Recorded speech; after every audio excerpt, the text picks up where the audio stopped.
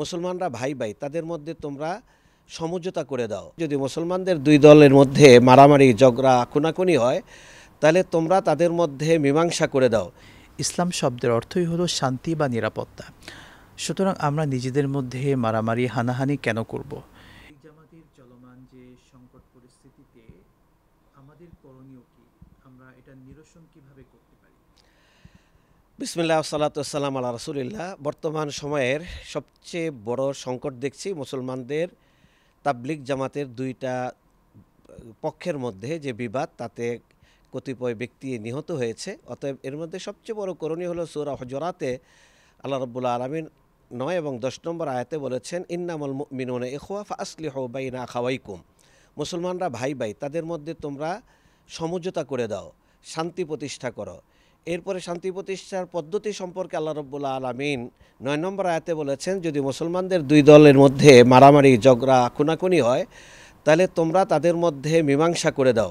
মীমাংসা করে দেওয়ার পরে যেই দল অন্য দলের উপর বাড়াবাড়ি করবে বা আক্রমণ রচনা করবে, তোমরা সকলে মিলে ওই বিদ্রোহী দলের বিরুদ্ধে অবস্থান গ্রহণ করো, যতক্ষণ না তারা ন্যায়ের দিকে ফিরে আসবে।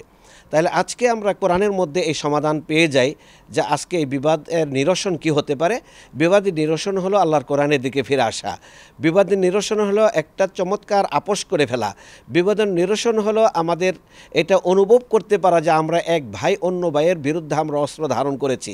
এই ক্ষেত্রে রাসূলুল্লাহ সাল্লাল্লাহু আলাইহি সাল্লামের কঠিন হাদিসটি আমাদের মনে রাখতে হবে, যে হাদিস আল্লাহ রাসূল বলেছেন, আল কাতিলু ওয়াল ইদা ইলতাকা আল মুসলিমানি বিসাইফাইহিমা ফাল কাতিলু ওয়াল মাকতুলু কিলাহুমা ফিন্নার।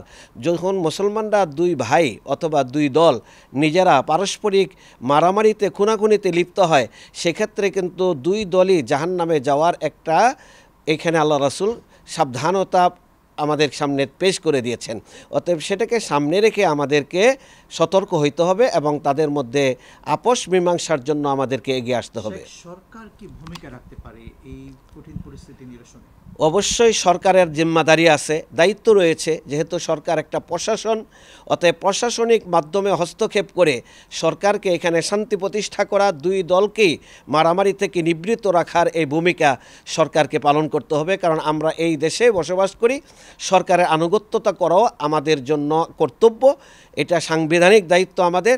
অতএব সরকারকে সেখানে আইনশৃঙ্খলা রক্ষাকারীর মাধ্যমে অথবা উচ্চতর এখানে সরকারের টিম বা মাননীয় ধর্ম উপদেষ্টার মধ্যস্থতায় এখানে একটা আপোষ মীমাংসা করার একটা ব্যবস্থা বা উদ্যোগ সরকারের পক্ষ থেকে গ্রহণ করা হোক, এই ব্যাপারে আমরা সরকারকে উদাত্ত আহ্বান জানাচ্ছি। শুকরান, জাযাকাল্লাহ, আপনাকে অনেক ধন্যবাদ। আসসালামু আলাইকুম ওয়া রাহমাতুল্লাহ। এই বিষয়ে আসলে আমরা শান্তি চাই। মুসলিমদের যে ইসলাম ধর্ম আছে, ইসলাম শব্দের অর্থই হলো শান্তি বা নিরাপত্তা। সুতরাং আমরা নিজেদের মধ্যে মারামারি হানাহানি কেন করব? এবং তাবলিগ জামাতের চলমান যে কঠিন পরিস্থিতি দাঁড়িয়েছে এবং এখানে বেশ কয়েকজন ভাইয়ের জীবন পর্যন্ত চলে গিয়েছে, অসংখ্য মানুষ তারা হসপিটালে ভর্তি আছে, আমরা এটা কখনোই আশা করিনি। এখানে নিঃসন্দেহে তৃতীয় কোনো পক্ষ হয়তো তাদের কোনো ইন্ধন রয়েছে। সরকারকে বলবো শক্ত হাতে সেটাকে দমন করতে হবে।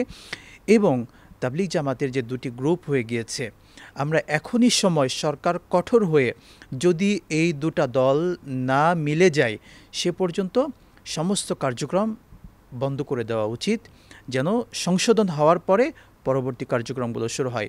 এছাড়া যদি এই পরিস্থিতি এভাবে চলমান হতে থাকে, মানুষের জীবন আরও নষ্ট হবে, অনেক মানুষের প্রাণহানি হতে পারে সামনে।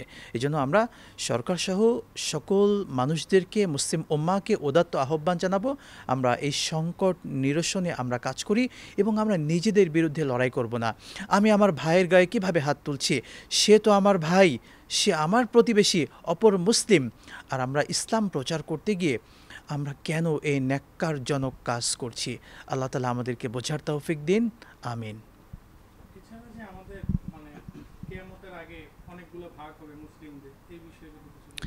আসলে কিয়ামতের পূর্বে রাসূল পাক সাল্লাল্লাহু আলাইহি ওয়াসাল্লামের হাদিস থেকে এটি পাওয়া যায় যে অনেকগুলো মুসলিমদের মধ্যে অনেক বিবাদ বা অনেক দল উপদল তৈরি হবে। সেখানে অবশ্যই কিয়ামতের পূর্বে এগুলো দেখা যাবে, কিন্তু কিয়ামত যে কখন হবে এটা তো আমরা বলতে পারি না। কিন্তু আমরা যেহেতু ইসলাম বলবৎ আছে, কোরআন বলবৎ আছে, রাসূলের লক্ষ লক্ষ হাদিস আমাদের সামনে আছে।